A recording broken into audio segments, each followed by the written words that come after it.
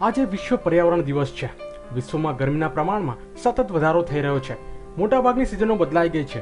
ઠંડી લાંબા સમયથી ચાલે છે તો ભર ઉનાળામાં વરસાદ પણ પડી જાય છે। સમગ્ર વિશ્વ હાલ ગ્લોબલ વોર્મિંગના ભડામાં ફસાઈ ગયું છે। આ સમયે જરૂર છે વધુને વધુ વૃક્ષો વાવવાની અને શક્ય હોય ત્યાં સુધી પ્રદૂષણ અટકાવવાની। આપણે વિવિધ ઘણા પ્રયત્નો કરીને વિશ્વમાંથી પ્રદૂષણ અટકાવી શકીએ છીએ, જ્યારે ગ્લોબલ વોર્મિંગ પણ ઘટાડવાના ઘણા ઉપાયો છે અને તેના માટે પૈસા ખર્ચવાની પણ જરૂર નથી, માત્ર મગજ દોડાવવાની જરૂર છે।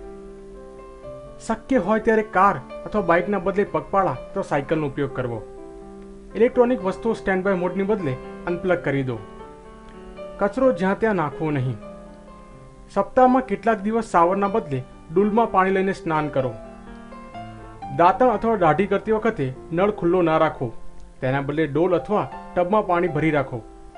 આપણા ઘરની જૂની અને બિનઉપયોગી ચીજવસ્તુઓમાંથી બર્ડ હાઉસ બનાવો, તેનાથી પક્ષીઓને સહારો મળશે। જૂની થઈ ગયેલી વસ્તુને રિસાયકલ માટે આપો। આપણે જે ચીજોનો ઉપયોગ કરીએ છીએ તેમાંથી 90% ચીજવસ્તુઓ રિસાયકલ થઈ શકે છે। બજાર જાઓ ત્યારે આપણા ઘરેથી કાપડની થેલી લઈ જાઓ, જેથી પ્લાસ્ટિકની થેલીની જરૂર ના પડે। શાળા કોલેજે જવા માટે શક્ય હોય તો બસનો ઉપયોગ કરીએ। એક છોડ વાવો। હું એક વૃક્ષ 50 વર્ષમાં તમને આટલું ઉપયોગી થાઉં છું। હું 17.50 લાખ રૂપિયાના ઓક્સિજનનું ઉત્પાદન, 41 લાખ રૂપિયાના પાણીનું રિસાયકલિંગ, 300 વૃક્ષ મળીને નાશ કરી શકું છું।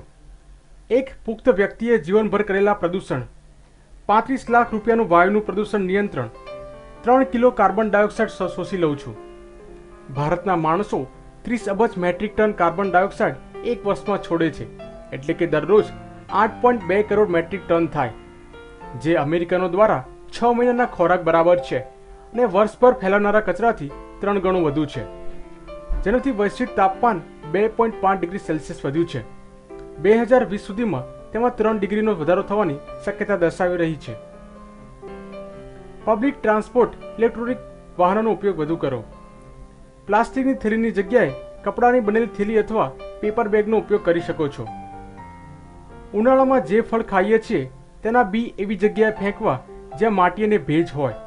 વરસાદ આવતા જ તે આપમેળે જ ઉગી નીકળશે અને જંગલનું વિસ્તરણ થશે। કોઈ પણ જૂના ઇલેક્ટ્રોનિક ઉપકરણ ફેંકવા નહીં, તેનો 90% ભાગ રિસાયકલ થઈ શકે છે। ટિશ્યુ પેપરના બદલે પાણીનો ઉપયોગ કરો।